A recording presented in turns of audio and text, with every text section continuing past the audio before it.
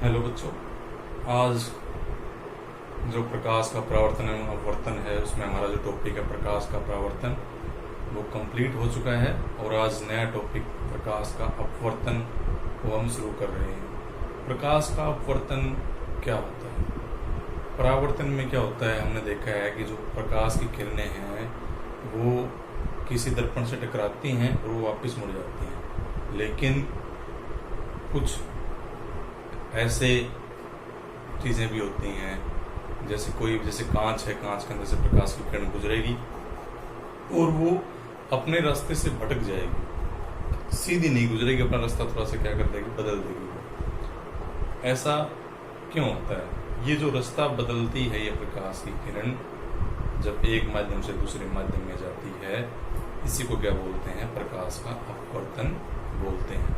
प्रकाश का अपवर्तन क्या है कि जब प्रकाश की किरण एक माध्यम से दूसरे माध्यम में प्रवेश करती है तो वह अपने पथ से, अपने रास्ते से भटक जाती है, मुड़ जाती है थोड़ी सी। इसी को क्या बोलते हैं? प्रकाश का अपवर्तन। इसको समझ सकते हैं एक उदाहरण द्वारा। कांच की स्लैब हमने ली है, ये आयताकार कांच की स्लैब है।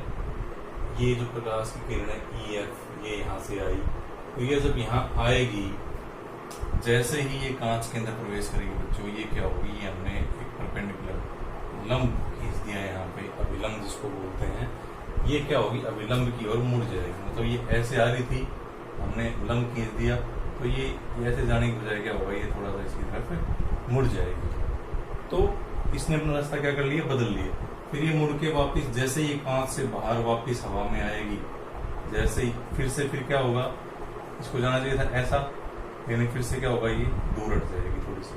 तो ये जो प्रकाश की जो किरण है, जब वो एक माध्यम से दूसरे माध्यम में, एक माध्यम पहले क्या कहाँ थी वो, पहले वो वायु में थी। वायु से जैसे ही वो कांच के अंदर आई, वो क्या हो गया, अभिलंब की ओर, लंब जो हमने खींचा था, सीधी रेखा जो खींची थी, ये वायु सीधी रेखा है, वो अभिलंब की ओर मुड़ जाती है। और जब वो कांच से वापिस वायु में प्रवेश करती है, वायु में जाती है, तो फिर क्या होगा, वो अभिलंब से दूर हट जाती है। ये बात आपने याद रखनी है। ऐसा क्यों है बच्चों? क्योंकि जो वायु है वो एक विरल माध्यम है और जो कांच है वो क्या है, एक सघन माध्यम है। विरल और सघन क्या है यहाँ पे हम आयतन से कोई लेना देना नहीं है इसका।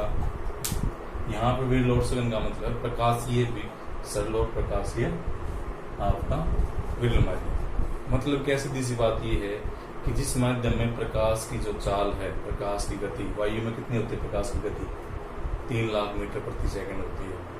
तो जिस माध्यम में प्रकाश की चाल ज्यादा होती है वो क्या होगा, विरल माध्यम होगा। और जिस माध्यम में प्रकाश की चाल कम हो जाती है वो क्या हो जाएगा बच्चों, वो हो जाएगा सघन माध्यम।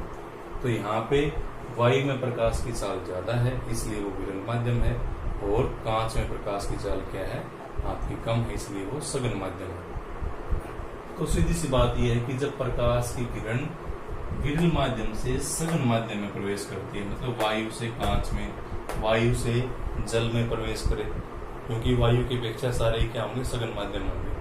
तो विरल से सघन में आती है तो वह अभिलंब की ओर मुड़ जाती है, झुक जाती है। और जब वह वापिस सघन से विरल माध्यम में प्रवेश करेगी, मतलब कांच से वापिस हवा में, तो अभिलंब से क्या हो जाएगी, दूर हट जाएगी। और आप देखेंगे इससे हम यहाँ खींचते हैं तो बच्चों क्या होगा, ये दोनों क्या है आपकी, ये समानांतर रेखाएं निकलेंगी इसके अंदर से।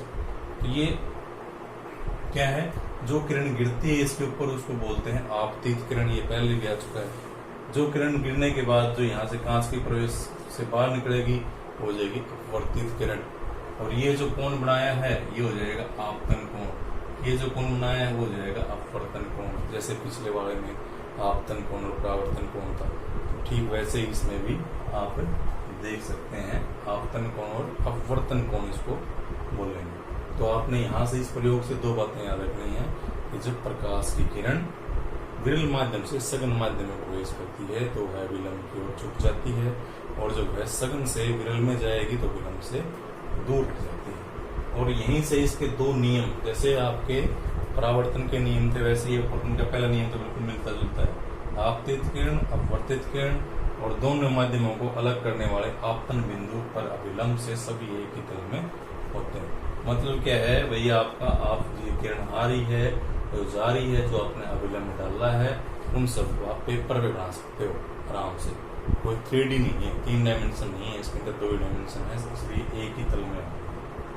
दूसरा जो महत्वपूर्ण है कि जो प्रकाश का कोई भी निश्चित रंग और निश्चित माध्यम है, जैसे यहाँ पे हमने लिया वायु और कांच का जोड़ा हुआ या वायु या जल का कोई भी निश्चित एक जोड़ा ले लेते हैं, तो उसका जो युग्म है उसके लिए जो आपतन कोण की जो जय है, मतलब साइन आई और बटे में साइन आर, वो क्या होगा, मतलब एक स्थिरांक के बराबर। स्थिरांक का मतलब कोई ऐसी चीज जो हमेशा क्या रहे, स्थिर रहे। तो साइन आई साइन आर, मतलब जैसे वायु और कांच ले लिया, उसके लिए ये जो आंसर आएगा, ये जो उत्तर आएगा, वो हमेशा चाहे कहीं से वायु और जल ले लो, आप कहीं पे निकाल के देख लो, हमेशा जो उत्तर है वो एक ही आएगा, स्थिर रहेगा, जो कभी नहीं बदलेगा। आपने वायु और कांच ले लिया, उसके लिए भी स्थिर रहेगा। तो इस स्थिरांक को एक चीज और बोल सकते हैं, इसको बोलते हैं अपवर्तनांक। अपवर्तनांक क्या होता है? अपवर्तनांक सीधा सा है कि जैसे माध्यम एक है वायु, और इसको बोल दिया कांच माध्यम, तो अपवर्तनांक होता है कि माध्यम एक में प्रकाश की चाल बटे में माध्यम दो में प्रकाश की चाल। तो अपवर्तनांक क्या है? सीधी सी बात यह है कि दो माध्यमों में प्रकाश की चाल का अनुपात है, उसको बोलते हैं अपवर्तनांक। इसको इंग्लिश में रिफ्रैक्टिव इंडेक्स बोलते हैं बच्चों। तो अपवर्तनांक क्या है? माध्यम एक में प्रकाश की चाल बटे में माध्यम दो में प्रकाश की चाल। और जो अपवर्तनांक है, क्योंकि इसका अनुपात प्रकाश की चाल का अनुपात है, तो अपवर्तनांक क्या होगा?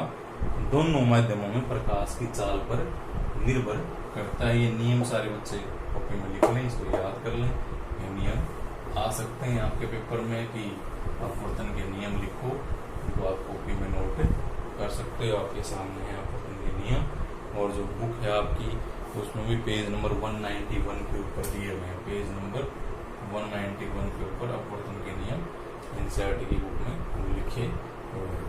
अब जो अपवर्तनांक है उसको हम सही से समझते हैं, अपवर्तनांक है क्या। जैसे मैंने एग्जांपल दिए हैं, अभी हीरे का अपवर्तनांक 2.42 है, ये आपका पाठ्य पुस्तक का प्रश्न भी है। हीरे का अपवर्तनांक 2.42 है, इसका अर्थ क्या है? इसका क्या मतलब? इसका मतलब कुछ नहीं है बच्चों, इसका मतलब ये है कि जो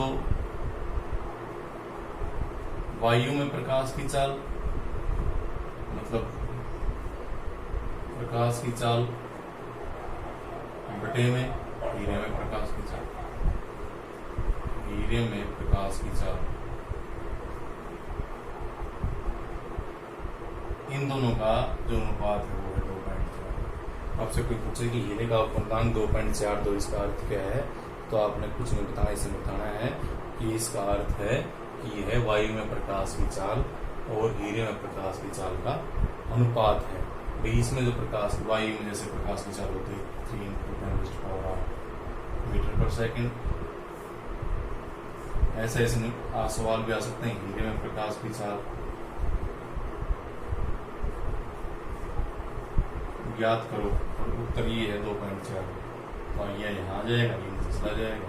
तो हीरे में प्रकाश की चाल आ सकती है, इस प्रकार के सवाल आ सकते हैं। हीरे में प्रकाश की चाल तो क्या हो जाएगा? 3 × 10⁸ बटे में आ जाएगा नीचे 2.42, भाग करोगे तो आ जाएगा आपका हीरे में प्रकाश की चाल। तो जिसका अपवर्तनांक है, जैसे जल का दे दिया, जल का 1.33 है, तो इसका मतलब क्या है? वायु में प्रकाश की चाल